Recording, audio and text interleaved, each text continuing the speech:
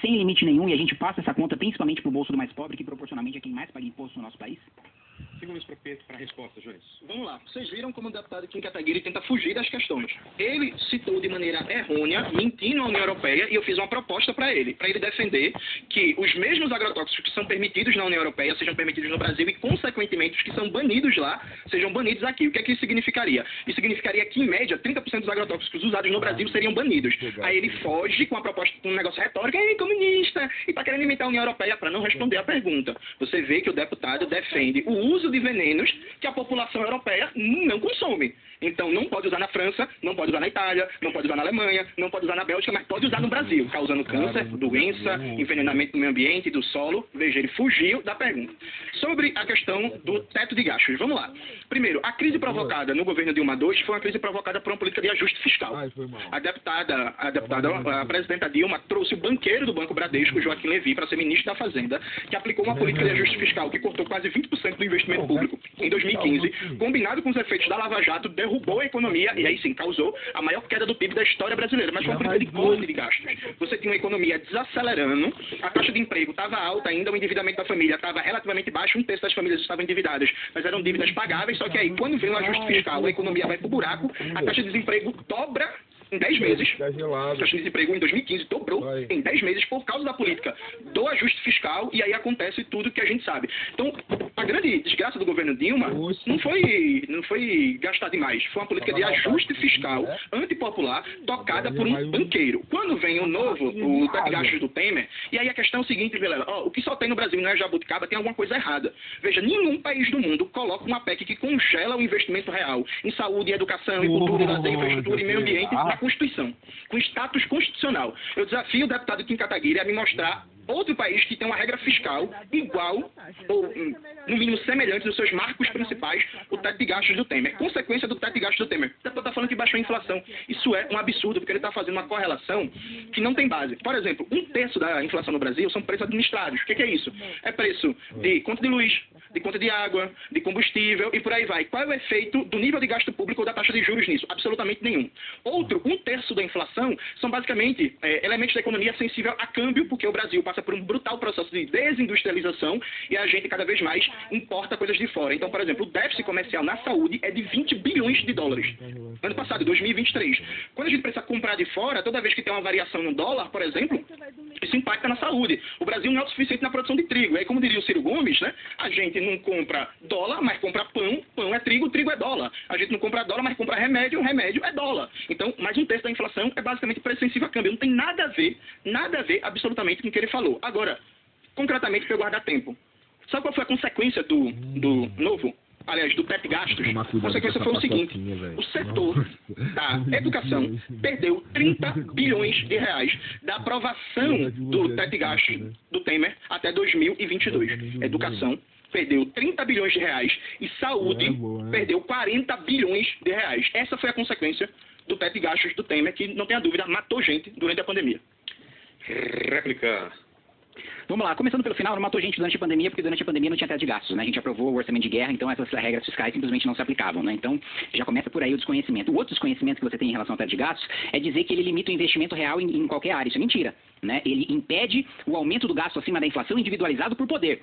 Se eu cortar, por exemplo, os super salários do Ministério Público, ou se eu cortar super salários do Judiciário e utilizar esse dinheiro para investir mais em educação, eu posso. Não há nenhum impeditivo em relação a isso. E isso, eu estou falando de aumento real, não estou falando de aumento nominal. Corrigido pela inflação, mais um extra. E estou falando de ainda investimento e não de gasto corrente. A mesma coisa eu posso fazer com a saúde, a mesma coisa eu posso fazer com a infraestrutura. Não havia impedimento de aumento de investimento real em nenhuma das pastas ministeriais. Você só precisava cortar de outro lugar para você colocar aquele investimento novo naquele, porque a gente estava num nível de endividamento absurdo. Continuamos numa escala de endividamento muito grande para um nível de país subdesenvolvido, em desenvolvimento, e justamente por isso que não há nenhum tipo de impedimento para investimento real em aumento de qualquer pasta, né? Tanto que houve, com a vigência do teto de gastos, houve, né, aumento real em pastas durante o governo Bolsonaro. Um outro ponto que você colocou, né, em relação a crise causada pelo governo de... Vamos lá, a gente teve 12 anos de governo do PT, né? 4 anos ela com Tombini no Banco Central, com Manteiga com a nova matriz macroeconômica, né? E nada disso é responsável pela crise. O que é responsável pela crise é ela colocar durante, sei lá, 6 meses o Joaquim Levy no Ministério da Fazenda, que, sei lá, o desafio é você colocar 3 projetos do Levy que foram aprovados no Congresso Nacional durante esse período, durante a gestão do governo Dilma, né? Então, olha o malabarismo que ele faz para tentar justificar o desastre econômico do governo Dilma. Teve 12 anos de aumento de gastos obrigatórios, de aumento de gastos de despesas correntes, né, de um sufocamento da capacidade de investimento do Estado com um aumento de gastos. Você teve aumentos salariais para a elite do funcionalismo público recorrentemente durante os governos petistas, prejudicando os funcionários públicos mais pobres, que são aqueles municipais, que chegam a ganhar menos até do que se recebe na iniciativa privada. E toda a culpa da crise foram 6 meses de Joaquim Levy, que inclusive nem tinha maioria para aprovar na Câmara dos Deputados, primeiro, porque o presidente da Câmara eleito não foi o presidente candidato do governo. Segundo, porque os próprios deputados do PT não votavam junto com o Joaquim Levy. Então você fez todo um malabarismo aí para tentar justificar a crise que não se sustenta, né? E outro ponto, como é que a gente pode falar em capacidade de investimento público no nosso país se 94% das nossas despesas são obrigatórias e, diferente do que acontece na Europa e nos Estados Unidos, a gente não tem no Brasil spending review, a gente não tem a capacidade de remanejar o nosso orçamento, de analisar, olha, quanto a gente gastou em saúde, quanto a gente gastou em educação, qual foi a qualidade, qual foi o resultado desse gasto. O Brasil é proibido de fazer isso pela própria Constituição. Como? Com um orçamento tão engessado como esse, aliás, um orçamento muito mais... Acabou? Acabou. Ele passou 30 segundos, você passou 30 segundos. Não, eu guardei... Um minuto, então tem um minuto ainda. Vamos lá. O deputado, ou ele mentiu, se fez de cínico, ou ele não entendeu. O teto de gasto do Temer matou sim. Sabe por que matou? Porque entre a aprovação do teto de gasto do Temer e o começo da pandemia, o SUS perdeu 20 bilhões. Esse dinheiro fez falta quando veio a pandemia. Fez falta no número de leitos, fez falta em equipamento, fez falta em profissionais. Então, sim, o teto de gasto do Temer matou e quem apoiou isso é corresponsável por essas mortes.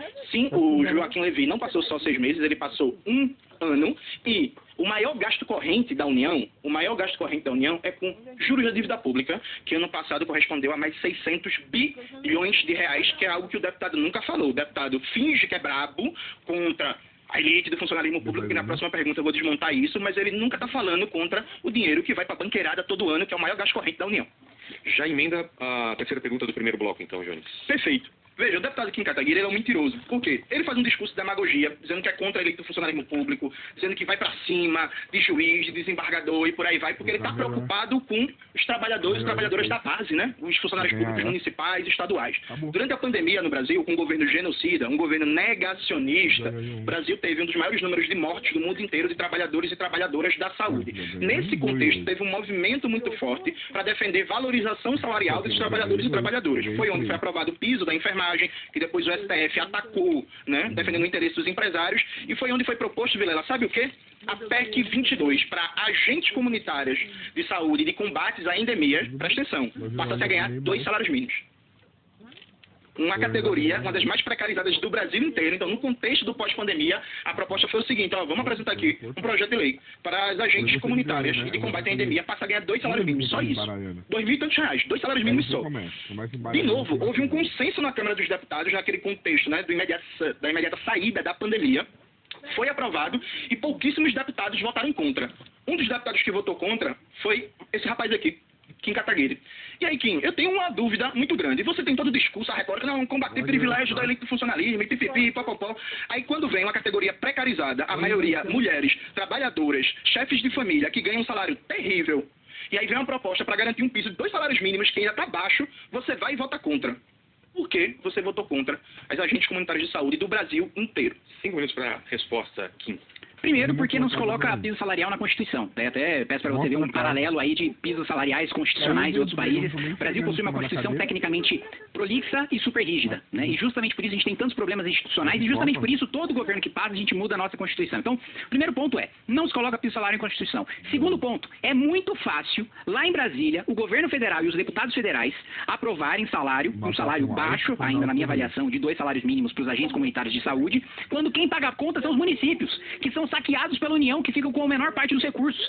Então, como é que você vai fazer? Né? Você aprova lá muito bonitão, saiu muito popular, como você colocou, a grande manada, 460 deputados votaram a favor. Era muito fácil eu votar a favor, surfar na onda e pagar de bonitão, como a maior parte dos demagogos e populistas de esquerda e de direita fazem e fizeram no Congresso Nacional. Agora, como é que eu chego lá para o prefeito de Meridiano, de uma cidade de 5 mil habitantes no interior de São Paulo, né, e falo para ele, olha, nós aprovamos aqui na Constituição piso para professor, para enfermeiro, para agente comunitário de saúde, e nós não vamos te dar 1 centavo para você financiar isso aí no seu município. Você quebra os municípios. Não é à toa que os municípios conseguem, ano após ano, decisões judiciais para descumprir os pisos nacionais. Porque o piso nacional não funciona. Os municípios possuem realidades muito diferentes uma das outras. Uns têm capacidade de pagar, os outros não têm capacidade de pagar. A descentralização, que é o contrário daquilo que você prega, que é o contrário daquilo que você defende, da administração, você deixar para a administração municipal, você deixar para a administração estadual, que conhece melhor a realidade do seu município, que conhece melhor a realidade do seu estado, fazer com que ela sim defenda a sua política, né, de financiamento, de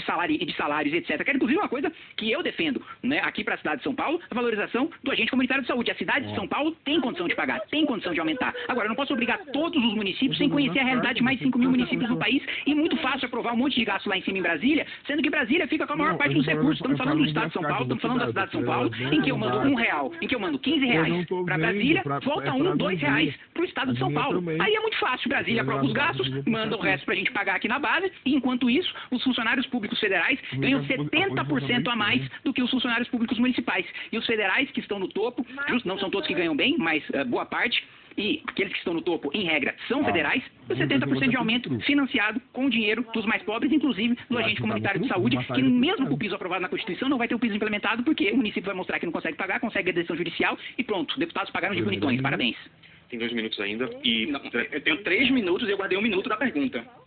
E aí você está mudando as regras. Não. A pergunta é pergunta. A gente vai... Eu falei de banco de tempo. Vocês querem pegar o tempo da pergunta? Não, eu não tenho Vilela, eu fiz a pergunta e respondeu. Não, tudo bem. Se vocês toparem... Não é topar, Vilela. Na pergunta, eu guardei 1 minuto, eu só fiz a pergunta. Sim, mas eu falei no começo. A gente vai ter banco de tempo... Mas a gente já está fazendo banco de tempo. Mas banco de tempo na resposta da tréplica. É isso que eu estou fazendo na pergunta, não. Se toparem... É? Eu não estou dando... Era isso que eu estava fazendo desde o Eu início. estou fazendo desde o início. Mas se quiser, eu acrescento da pergunta. Vamos fazer assim, acrescenta agora e no próximo a gente joga com a regra que é da réplica e tréplica. Então, você tem 3 minutos e você ainda tem 2 da sua resposta. Vamos lá. Primeiro, repare a incoerência do deputado Kim Kataguiri. Eu perguntei a ele qual país do mundo tem um teto de gastos semelhante ao do Temer, com status constitucional. Ele não respondeu. E aí, em seguida, ele disse assim, mas não pode aprovar o piso dos agentes comunitários porque é PEC. Ué, um argumento vale para um e não vale para outro. E veja, deputado, para aprovar o piso da enfermagem, se criou um fundo tem uma despesa e aí vai ter um fundo da União no valor de 7 bilhões, que inclusive de maneira criminosa o governo Lula colocou dentro do novo teto de gastos, que é coisa que você apoia, esse tipo de barbaridade. Dava muito bem para criar um piso para os agentes comunitários também. Sabe qual é o valor que esses 2 salários mínimos só daria 2 bilhões? Galera, tá entre nós, 2 bilhões para o orçamento da União, um troco. O deputado Kim Kataguiri, ele joga com as pessoas que não conhecem o trabalho legislativo. Então, por exemplo, ele discorda do projeto porque vai onerar os municípios que têm pequena receita, perfeito. O Brasil tem mais de 1.000 municípios com 50 mil habitantes, 40 mil habitantes, que têm realmente dificuldade de gerar receita para cumprir suas obrigações. Então propõe a criação de um fundo federal para garantir o pagamento do piso das agentes comunitários de saúde e de combate à endemia, que ia custar só 2 bilhões. Toda semana no Congresso se faz graça com o orçamento público a privilegiar setores empresariais. Acabaram de aprovar a desoneração para 17 setores empresariais, dando 18 bilhões. Sabe? O orçamento secreto do Arthur Lira, que depois mudou de nome, mas continua lá do mesmo jeito, está manejando bilhões. Tem nenhum planejamento, sem porra nenhuma. Aí o deputado ele poderia, por exemplo, levantar o debate. Ele poderia propor uma emenda ao projeto. Ele poderia mobilizar a base, aquele tabacudo do MBL, para fazer um debate público em defesa das agentes comunitárias de saúde, para criar uma compensação, para, por exemplo, aumentar a tributação sobre setores que são isentos de tributo no Brasil, que é o caso de bilionários, de grandes empresas, por exemplo, não se paga lucros e dividendos. Porque o deputado, por exemplo, não propôs revogar a contra-reforma tributária de FHC, que isentou grandes empresários de pagar lucros e dividendos para financiar, por exemplo, o piso das agentes comunitárias de saúde. Aí aqui faz discurso, dizendo, eu defendo o funcionário público da base, eu sou contra a elite. Mas quando tem um projeto de lei importantíssimo, ele não se mexe, ele não faz nada, ele vota contra, ele fica calado, e só está falando disso agora porque foi perguntado, porque eu pesquisei nas redes sociais dele, ele nunca falou do tema. Então, assim, não dá pra pesquisar no Twitter porque tá fora do ar, né? Aí, enfim. Mas, assim, percebe a demagogia, percebe a mentira. Aí os agentes comunitários de saúde comeram pouco de abamaço durante a pandemia, recebem um salário mínimo, com toda a dificuldade do mundo, vem uma proposta para 2 salários mínimos, o deputado faz demagogia, o deputado vota contra e não propõe alternativa. Kim, tu trabalha? Tem mais tempo que você quer falar ainda, Jones? Não, tem um minuto. E aí, continuando, um deputado que não trabalha, as agentes comunitárias de saúde trabalham. Inclusive, eu digo mais, veja, o SUS foi profundamente prejudicado com o teto de gastos do Temer, com essa política de precarização. Já a gente vai entrar num debate sobre o complexo econômico industrial da saúde. O SUS é uma das coisas mais belas e importantes do Brasil, que tem potencial de gerar mais de 25 milhões de empregos, Vilela. Já vou te explicar como. E aí a gente precisa defender o SUS, defender os trabalhadores e trabalhadoras da saúde, melhorar as condições de trabalho e criar tecnologia nacional. Mas vem um deputado desse e, não, sou contra, porque é populismo, porque estou preocupado com os municípios, mas não apresentou alternativas. Eu desafio. Algum agente comunitário de saúde que está assistindo a gente já foi procurada pelo deputado? Já conversou com ele? Já foi recebida para falar sobre suas condições de trabalho? É óbvio que não, porque só conversa com os empresários, só responde a interesse do empresário, sabe? E aqui, não, mas populismo não. Deputado, por que você não fez nada em defesa das agentes comunitários de saúde? 2 minutos e depois mais 3 para uma pergunta. Você quer responder ou já quer fazer a pergunta? Não, já respondo nos 2 minutos, aí depois faz a pergunta. Primeiro, por que não propôs nenhuma emenda do agente comunitário de saúde? Porque não está em fase de emenda. Foi aprovado na Comissão de Constituição e Justiça, não tem comissão especial. Então, mais uma vez, um desconhecimento sobre o processo legislativo. Por que não tem? Porque não trabalhou? Porque você não sabe como é que funciona o trabalho lá, então você não sabe que não foi criada uma comissão especial, a gente não está discutindo mérito, a gente está discutindo funcionalidade. Então, esse é o primeiro ponto. Né? O segundo ponto. Cite o lugar que tenha isso na Constituição. Não tem, sabe por quê? Mais uma vez eu repito, uma coisa que você não sabe. A nossa Constituição é tecnicamente prolixa e super rígida. O que significa? Prolixa, porque ela trata de diversos assuntos, inclusive de política fiscal, coisa que não acontece em países desenvolvidos. Na maior parte dos países desenvolvidos, a Constituição não trata sobre política fiscal e o Brasil trata sobre trabalho, sobre política fiscal, sobre o Colégio Dom Pedro II. Isso significa tecnicamente uma Constituição ser prolixa. E ser super rígida significa que você tem um quórum qualificado para você aprovar modificações na Constituição e que nem com quórum qualificado algumas modificações você pode promover. E é por isso que não há outros países com essa mesma Constituição, com essa mesma configuração constitucional, que você não vai encontrar no texto constitucional esse teto de gastos. Agora, o modelo de teto de gastos, você tem há 40 anos na Holanda, na Suécia, na Finlândia e no Japão. Né? Então basta pesquisar, ninguém precisa acreditar na minha palavra, é só ver o que está sendo colocado aí. Porque o deputado não faz, porque o deputado não trabalha. Pois eu desafio você a encontrar um deputado de esquerda, ou até comunista, coitado, se eu for limitar para comunista aqui, você está lascado, porque sequer consegue eleger gente direito, né? Mas vamos lá, 8 projetos de lei aprovados, 70 relatórios de projetos de lei aprovados, sem falar mais de uma centena de projetos barrados, projetos ruins, PL da censura, aumento de imposto, a taxação que queriam levar para 92% de compra online, que a gente conseguiu reduzir para pouco mais de 60%, que ainda é uma desgraça, ainda é um desastre. Você falou, só atende empresário, só beneficia empresário. Os privilégios tributários aprovados para os 17 setores, eu fui absolutamente contrário. Todos os que a gente tem, sei lá, 400, 500, 600 bilhões de privilégios tributários para grandes empresários, todos esses eu sempre votei contra. Você não conhece minha trajetória, você não conhece meu trabalho. E agora, pergunta. A gente está terminando o primeiro bloco aqui, o Jones fez 3 perguntas, que em 2 é a última pergunta, então depois a gente vai para o chat. Vamos lá, eu quero fazer uma pergunta agora para o Jones sobre a segurança pública, especialmente a segurança pública aqui na cidade de São Paulo. Né? A gente sabe, a gente já sofreu, vou puxar os números aqui, dos crimes que a gente já teve, cerca aí de 300 mil, né, furtos e roubos, vamos corrigir, 380 mil furtos e roubos, 630 mil total de ocorrências registradas só aqui na cidade de São Paulo. Né? Como resultado disso no trabalho, né, mas como resultado do meu trabalho, né, há 2 projetos muito importantes. Um projeto que foi relatado recentemente pelo nosso secretário de Segurança Pública, o DERIT, que é o fim da saidinha dos presídios, né, que o sujeito cometia crime, saía, às vezes voltava, mas quando voltava era até pior porque trazia informação, droga e arma para o chefe de facção que está dentro do presídio. Né? Outro projeto que nós aprovamos importante também, aumento de pena para furto, roubo e receptação, que, repito, Guilherme Boulos e Tabata Amaral não votaram nesse projeto, né? A Tabata vive mentindo por aí, já mentiu aqui, já mentiu no Flow, já mentiu no Felipe Moura Brasil, dizendo, cada vez ela inventa uma versão. Primeiro ela disse que ela votou a favor, depois ela disse que ela estava presente, mas perdeu a votação, depois ela disse que ela não estava, não votou e mentiu, né? E ainda arranjou uma desculpa para mentir, e a gente conseguiu aumentar, e é importante principalmente para a receptação, que é o elo econômico do crime. Sem a receptação você desestimula, né, os roubos, você desestimula os furtos, e com a pena de hoje você converte a privativa de liberdade em receptiva de direito, ou seja, o sujeito não vai parar na cadeia. Né? Em relação à própria situação da segurança na cidade, né, tenho como proposições, já falo isso há muito tempo, já está sendo até copiado agora pelos candidatos da Prefeitura da cidade de São Paulo, você utilizar câmeras como no CSI de São José dos Campos, com reconhecimento facial e inteligência artificial, para você prender imediatamente quem tiver com um mandado de prisão expedido, para você pegar pessoas que estão sendo procuradas pela Interpol, então você conecta com o Córtex do Ministério da Justiça, você conecta com a Secretaria de Segurança Pública do Estado de São Paulo, sujeito que acabou de ser assaltado, você dá as características da pessoa, a inteligência artificial já identifica naquela região todas as pessoas com aquela característica, e com isso você conseguiu reduzir o número de crimes na cidade de São José em 70%, fora um programa também de iluminação pública 100% em LED, baseado no que foi feito em Nova York e também em Bogotá. Em Nova York a diminuição foi de 30% e em Bogotá a redução foi de 50%. Então eu quero saber do Jones quais são as suas proposições para a segurança pública na cidade de São Paulo, que a gente vive uma epidemia de crime. Antes disso, antes disso, o deputado Kim Kataguiri mentiu mais uma vez. Preste atenção, isso é muito importante. O piso da enfermagem foi aprovado e depois se aprovou um fundo para garantir ajuda aos estados e municípios para cumprir o piso da enfermagem. Com o piso dos agentes comunitários de combate, agentes comunitários de saúde de combate à endemia, poderia ter feito o mesmo.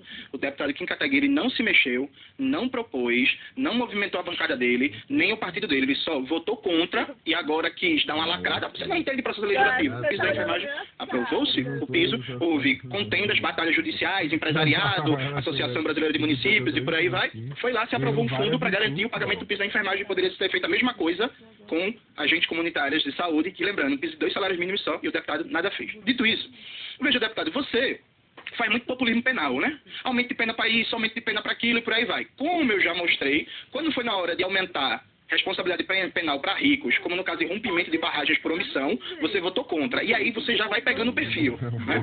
Aí eu vou aumentar a pena para crimes de roubos e furtos. A questão é, você que está ouvindo a gente, que sai de casa, que tem seu celular roubado, você tem todo o direito de ficar puto, de ficar indignado, de achar que isso é inaceitável, porque ninguém gosta disso. Ninguém acha normal você trabalhar, você ter o seu corre para conseguir comprar seu celular e seu celular ser assaltado. Mas vamos lá, aumentar a pena reduz o crime, porque para além da raiva, vamos para a racionalidade. Você quer que reduza o número de furtos. Em São Paulo, 1 a cada 3 paulistanos já teve o celular roubado e esse número é mais ou menos o mesmo em várias capitais do Brasil. O que é que reduz o crime de celular? E aí eu vou dar um exemplo para vocês. O Piauí, ele adotou uma política bem básica. Todo celular tem um e-mail, que é chamado de chassi do celular, e aí cada vez que o celular é roubado, você informa o e-mail do celular roubado para a polícia. A polícia faz uma espécie de blitz, e aí para o cidadão, e aí você digita lá, asterisco, jogo da velha, 06, jogo da velha, aí aparece o e-mail na tela do celular. A polícia escaneia, descobre na hora se o celular é roubado ou não, e com os dados fornecidos pelas operadoras de todos os e-mails de celulares roubados, a polícia começou a fazer envio em massa para as pessoas que estão com celulares roubados. Às vezes a pessoa até não sabe. Quer dizer assim, ó, se você está com o celular roubado de boa fé e tal, não sei o que, venha devolver o celular.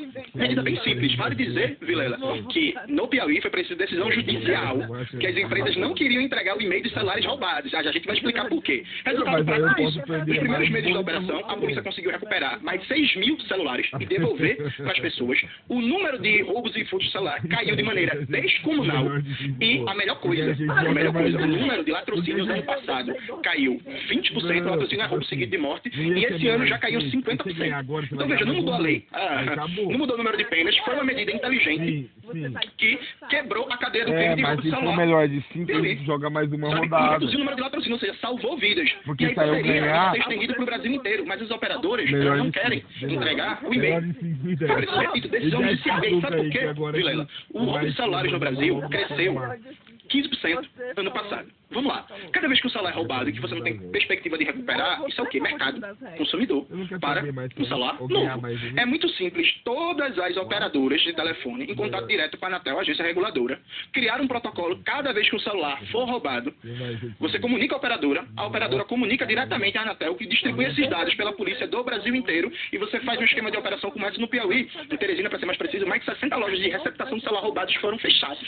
Uma loja só tinha 1,4 milhões em mercadoria roubada e a polícia vai lá junto com a Receita Federal. Esse modelo, por exemplo, é muito mais eficiente para reduzir o roubo de celular e a criminalidade de furto e roubo do que fazer populismozinho penal. Eu aumentei a pena e aí o bandido sabe. O bandido tá lendo o Código Penal, ele sabe, eita, porra, agora aumentou 4 anos a pena. Eu ia roubar, mas agora que aumentou a pena, eu não vou roubar mais não, porque ele tá lendo o Código Penal. Isso é demagogiazinha de que não tem proposta.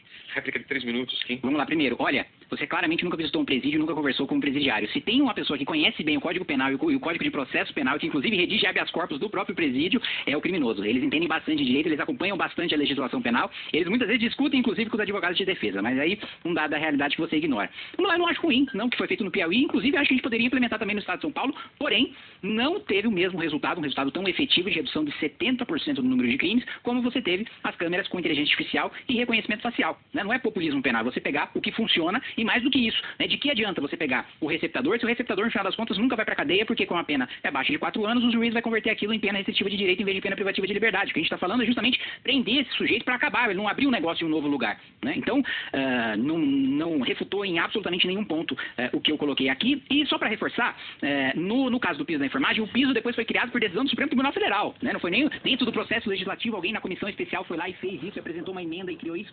Zero. Esse trabalho que você está colocando, nenhum dos 513 fez. Outro ponto, você está repetindo, você está continuando mentindo. Velho, eu não vou conseguir ver isso aqui não, mano. A voz do Kim é muito chata. É muito chata, ainda mais passada pra frente. Passada pra frente não, acelerado.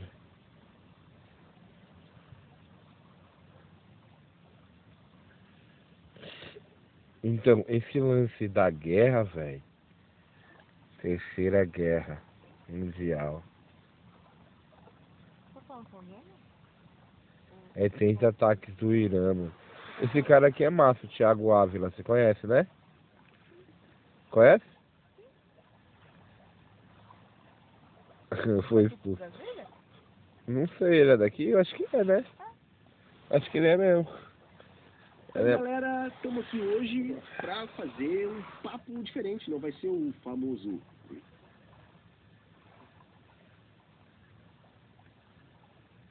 Amor, 5 horas tem que começar a arrumar essas coisas. Viu? Não tem mais uma dose de rango, né? Eu acho que não. Não, né?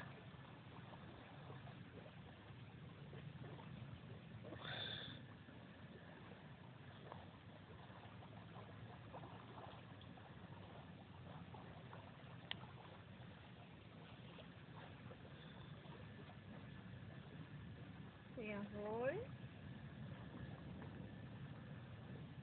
Tem um pouco de bife. Eu tenho que ainda comprar mais bife das encomendas. Tem encomenda amanhã. Sexta. Acabou de ter serviço.